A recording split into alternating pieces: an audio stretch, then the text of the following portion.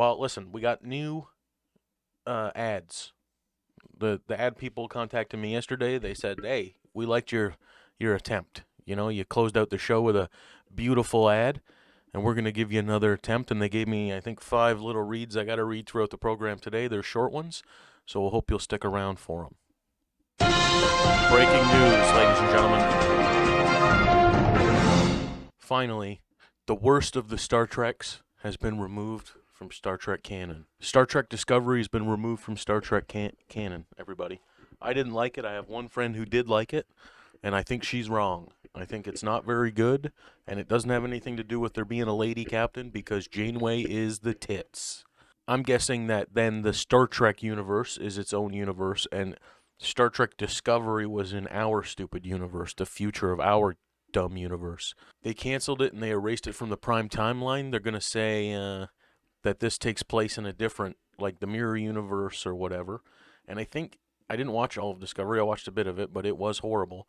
So I think that they deal with the mirror universe as well. So maybe the mirror universe is the conduit between the two universes. Who knows?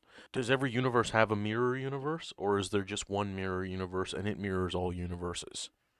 Now that's a deep question, so it's a little early for that. So maybe we'll let you guys think about that and get back to me. They let it out on the last episode or in the last season of Lower Decks. That's something that I have and I haven't watched yet. I might take it up after this show today and start watching that. I just recently watched Chernobyl. I finally got around to that. It came out maybe in 2017 or 2018, and it was good. It was only 5 or 6 episodes, about an hour long each, and they went over like from the disaster to all the, like, there's stuff I had to skip through. Like, they show guys who are like melting basically trying to talk to you, and it was a little much for me, to be honest.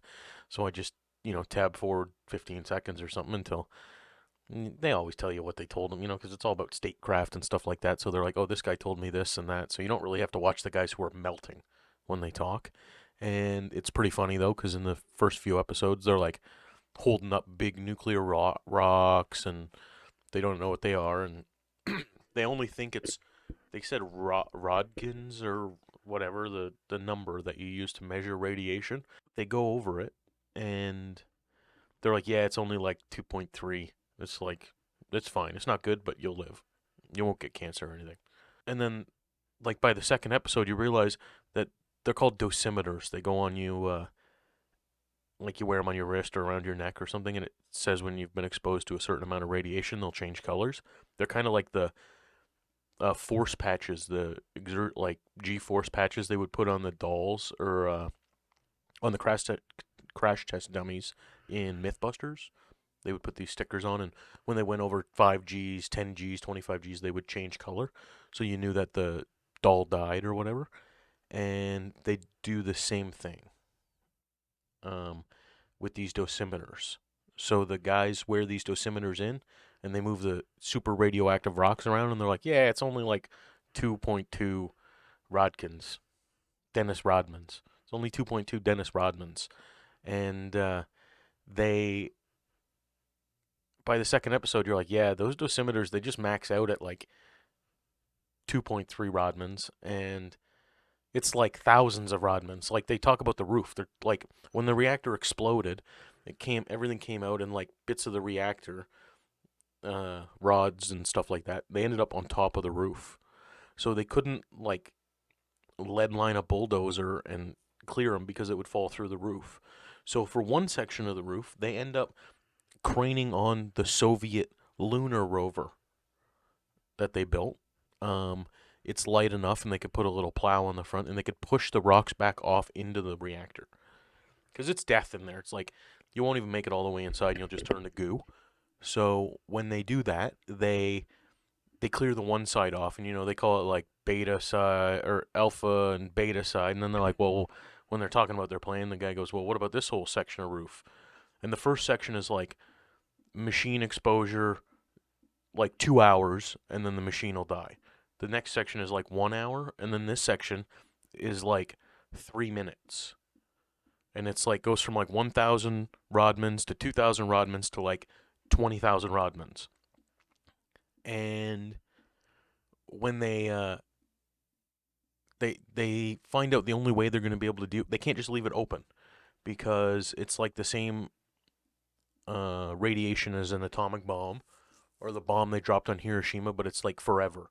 It would just like leach into the atmosphere and kill the planet or whatever. So they end up trying all these different plans and they can't do it. Like an army guy's like, well, can we just shoot the pieces or whatever? And the guy goes, no, we'll start the nuclear fire again, blah, blah, blah, blah, blah. And what they end up doing is using manpower, like in getting guys to go up and clear it.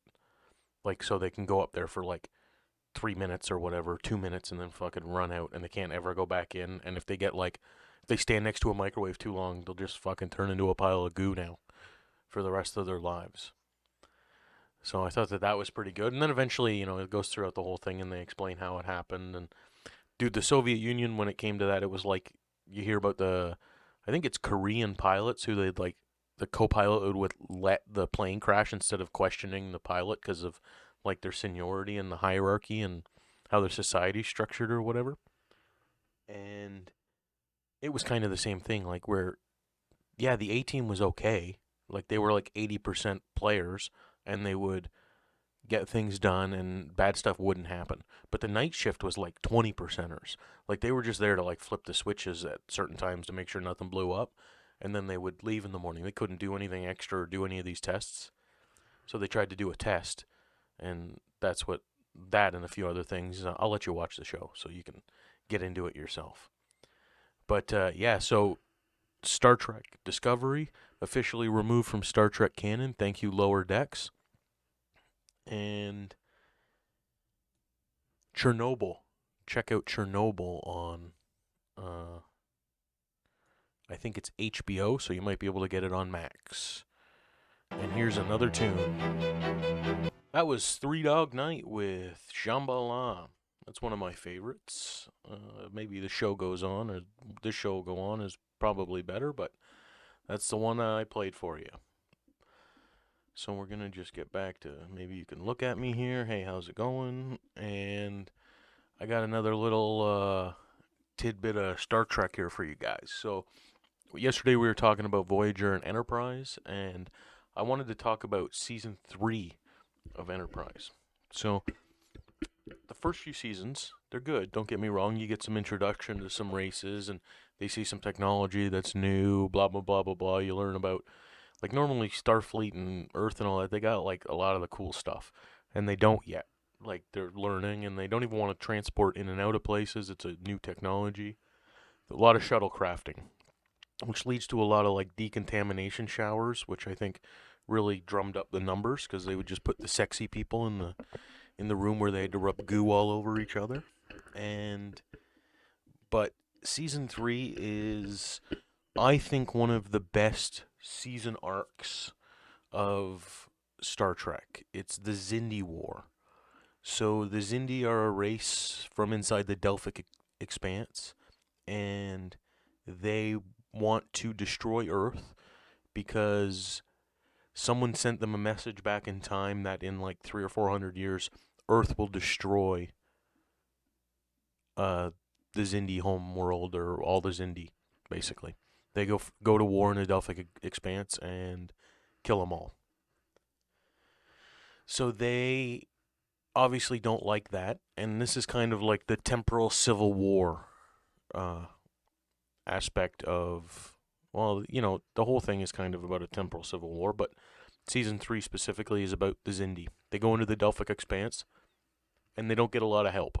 Earth has a second ship by now, the Columbia, the NX-02, and I think at the beginning of this season they do some retrofitting. I think we get photon torpedoes, so that means we can, before photon torpedoes, we couldn't torpedo at warp. Like, we didn't have the ability to, like, when we were in warp fight. So that's good. Or you could send a torpedo further away, I guess, if it can warp. Like, you could probably send a photon torpedo, like, to the next system and blow something up, which would be pretty hard, but they'd computer it out. So the last season, I believe, ends on Earth being attacked by the Xindi. They send a probe, and it, like, It cuts a 150 meter or 200 meter wide strip, like, I'll go in miles, like 1,500 or 2,000 miles long, maybe longer, 20. Like, it goes from Florida to Brazil, so however far that is, and it kills a bunch of people, like 1 million people or 10 million people die, and one of them is Commander Tripp's sister, the head engineer's sister. So you get those emotional like pings and everything, and everybody's all pissed, and so Archer asks, and they give him permission to go into the Delphic Expanse, and when he's the whole season he gets like more disheveled and things get darker and darker. They can only fix the ship a little bit when it gets broken, so throughout the season things are breaking down. First it starts with like light bulbs and little things like that, and then there's full on like bulkheads collapsed, and it gets pretty rough. But Archer himself, he starts out and he's clean cut. He's a Starfleet captain. He's the first Starfleet captain. And well, I guess not. There'd probably be captains on Earth, but you know what I mean. Of the NX-01, he's the first Warp 5 starship captain. And he's always clean cut, and he takes care of himself and all that. And throughout the season, he starts to break a lot of rules. I think by the third or fourth episode, he's putting a guy in an airlock and like torturing him to get information, which I don't think, like, I don't see Picard pushing a guy into an airlock and going, if you don't answer me in 45 seconds, you're going to die. It just doesn't seem, he would probably talk his way through it, or maybe he'd blow everybody. I don't know. But I don't think that he would torture a guy like that, and maybe put him in the holodeck and make him think he was launching him into space. That's more of a Picard move. And the episode that I want to talk about is season 3, episode 8. So we're like we're about a third of the way through the season because they're pretty long seasons. And this starts with Captain Archer waking up, and the ship's getting attacked. So when he goes to leave his cabin, there's a guy standing at the door, and he goes, oh, you got to stay here. And he goes, under whose orders? And the guy goes, the captain's orders. And then it plays the theme, it gives you some suspense and then plays the theme. And you find out that Archer wakes up again after the intro, and he's on a planet, and he's like noticeably older, like 10 years older, and T'Pol is there taking care of him. So we hear a lot of the story about what happened through her. She ends up having to tell him this like every day. So they were going through the Delphic Expanse. They hit a gravitational anomaly, or a bunch of anomalies. Archer saves T'Pol in the corridor, but gets smoked by one of these anomalies, and it leaves little parasites in where his short-term memory is formed in his brain. So he can remember everything before the accident perfectly, but he can't form new memories. So it's like 50 First Dates, basically. And so we're at like year 10 of this, and we find out about the Xindi losing or winning, and like Earth getting destroyed, and they led a caravan of ships to this planet. There's only like 20,000 humans left. It's pretty bleak.